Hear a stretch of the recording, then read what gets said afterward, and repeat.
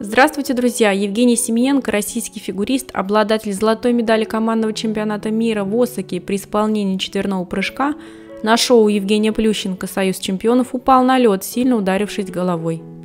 Сразу после падения Евгений попытался несколько раз встать, упал на зрителей первого ряда. В итоге фигурист покинул лед на носилках. На данный момент известно, что Семененко находится в сознании в больнице и проходит обширное обследование. Есть подозрение на сотрясение мозга и черепно-мозговую травму. Падений в фигурном катании всегда было немало, и тяжелые травмы далеко не самый редкий случай в данном виде спорта. Однако сразу после случившегося начали появляться возмущенные комментарии от зрителей об организации шоу. Во-первых, многие из зрителей утверждают, что лед был плохого качества, были заметны большие лужи, однако те фотографии, что я видела, были сделаны во время заливки, что очень хорошо заметно по освещению. Поэтому дать точный ответ о состоянии льда сложно. Яна Рудковская и организаторы утверждают, что лед был надлежащего качества. Также телеканал Матч ТВ предоставил заявление от участника шоу, который пожелал остаться анонимным. Лед был нормальным, хорошего качества, без подтеков, даже лучше, чем на шоу в Туле. Конкретно с качеством льда проблем не было. Во-вторых, многие ссылаются на плохое освещение. Кроме классического света сверху, были установлены дополнительные софиты прямо на льду. В итоге свет светил с разных сторон, что, несомненно, могло сильно дезориентировать спортсменов. Более того, есть информация, что Яна Рудковская советовала фигуристам не исполнять четверные прыжки из-за особенностей освещения. Но мог ли Евгений отказаться от четверного прыжка? Теоретически, конечно, мог. Но если быть до конца честным, стоит признаться, что главная фишка Семененко заключается именно в отличном наборе элементов ультра-Си. Именно благодаря четверным прыжкам Евгений добился всех своих успехов.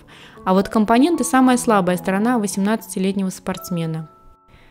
В-третьих, сильно урезанная площадка. Если вы посмотрите на фото арены, то заметите, что лед сильно уменьшен и имеет нестандартную форму.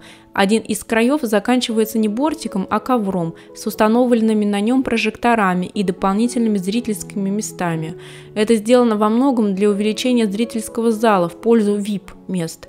Именно на зрителей первого ряда и упал в итоге Евгений после очередной попытки подняться. Нестандартные размеры и форма ледовой площадки вкупе с тем, что нанесенная разметка, по которой фигуристы зачастую ориентируются, неверно указывал на центр льда, могло помешать фигуристу адекватной оценке своему положению по отношению к трибунам. Например, Александра Бойкова в одном из моментов явно не ожидала, что лед внезапно кончится. Думаю, такая форма площадки мешала в первую очередь молодым спортсменам, к которым без сомнения относится и 18-летний Семененко. Фигуристу, который всю карьеру выступает и тренируется на полноценных катках, такие вот ковры на льду и небольшое пространство для выступления не могут не доставлять дискомфорт. Еще выделю один важный момент, который смутил лично меня. Падение произошло совсем недалеко от того ковра, где располагались те самые лучшие места, ради которых был и уменьшен каток. Бортика там не было, и подоспеть к фигуристу можно было максимально быстро. Однако первые люди подбежали к Евгению лишь через 20 секунд после первого падения. За это время фигурист попытался 4 раза подняться, каждый раз падая на лед. Финальное падение случилось на первый ряд зрительского зала.